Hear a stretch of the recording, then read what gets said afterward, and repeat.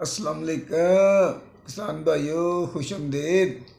अक्सर ज़मींदार ये सवाल करते हैं कि हम डीएपी, एसओपी और यूरिया खाद भी फसल में डालते हैं, तो बोरान क्यों डालें? क्या ये बहुत ज़रूरी है? तो मैं आपको बताता चलूँ कि बोरान कुदरती तौर पर ज़मीन के अंदर मौजूद होता है। जब हम साल हर साल के दौरान कई फसलें काश्त करते हैं, तो ज़मीन के अंदर बोरान की कमी वाक़या हो जाती है। आप कोई भी फसल काश्त करें, गंदम, मकई, कमाद, मूंजी, हर फसल को बोरान की ज़रूरत होती है। अब आ जाते हैं इस तरफ कि हर फसल को बोरान ही की क्यों ज़रूरत होती है? कौन सा ऐसा काम बोरान करता है जो हर फसल को बोरान ही चाहिए होती है? बोरान का पहला काम ये होता है कि पौधा जितनी भी खुराक ज़मीन से लेता है और जितनी भी खुराक हवा से या सूरज की रोशनी से पत्तों के ज़रिए क्लोरोफिल मादे के ज़रिए बनाता है या हासिल करता है, बोरान इस सारी खुराक के जौहर को इकट्ठा करके फल की तरफ मुंतकिल करती है और फल में स्टोर कर देती है। मैं आपको एक झटकी सी मिसाल से समझाने की कोशिश करता हूँ।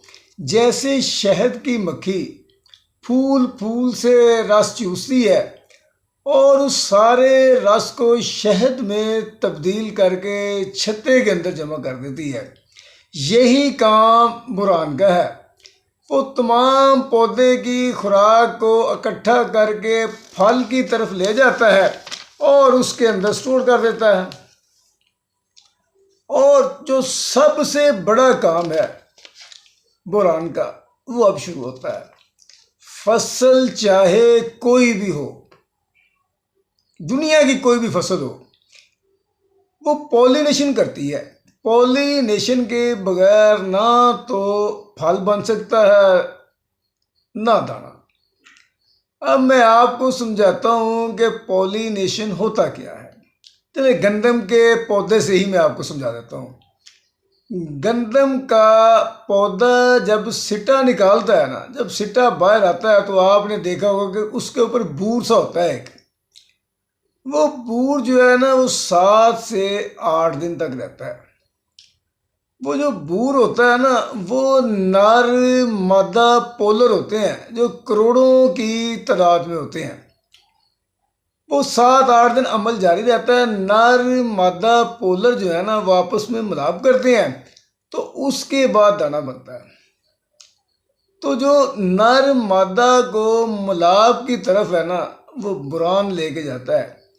अब आप देख लें कि दुनिया के अंदर कोई भी फसल है ना, या तो वो फूल निकालेगी, कुछ ना कुछ ऐसा अमल ज़रूर करेगी जिसके ज़रिए पॉलिनेशन होगी। तो उसके अंदर जो पॉलिनेशन का अमल है ना, वो नर मादा को तरगीब ही बोरान देता है कि वो पॉलिनेशन करें, उसके बाद दाने बन जाते हैं।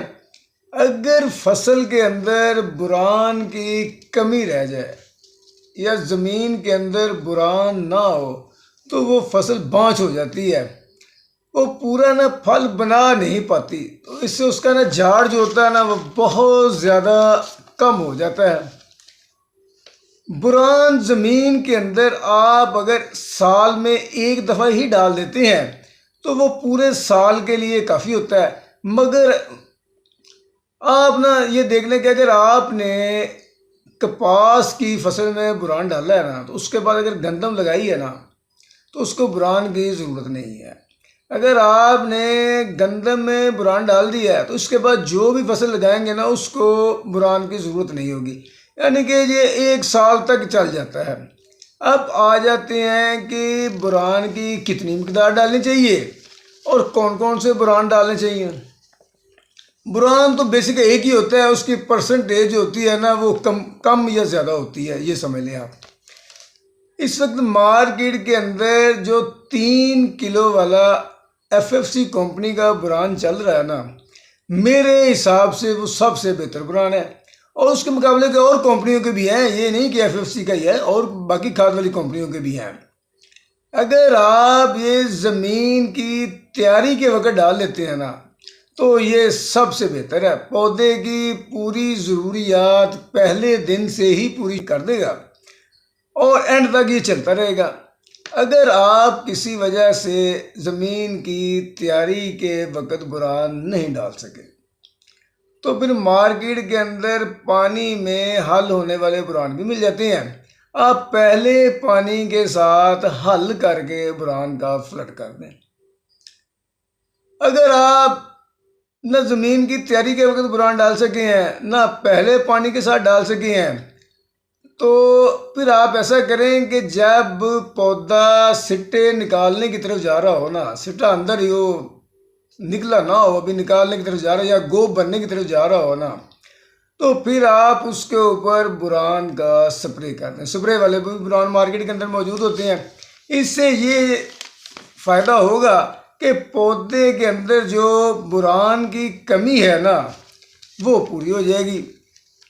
सबसे बेहतर तरीका यही है कि 3 किलो वाला जो बुरान है ना तैयारी के वक्त वो ही डाल दें, तो ये ही सबसे बेहतर तरीका है। और इसके बाद आप ये समझ लें कि दुनिया के अंदर जो भी फसल पैदा होती है वो बुरान के बगैर जो है ना फल नहीं बना सकती। तो इस सारी बहस का हासिल यही है कि बुरान डालना ज़मीन के अंदर ज़रूरी है। तो अगर आपको मेरी ये वीडियो पसंद आई है तो प्लीज़ इसको लाइक और शेयर ज़रूर कर दें और हमारे चैनल को सब्सक्राइब कर दें। अल्लाह हाफिज़।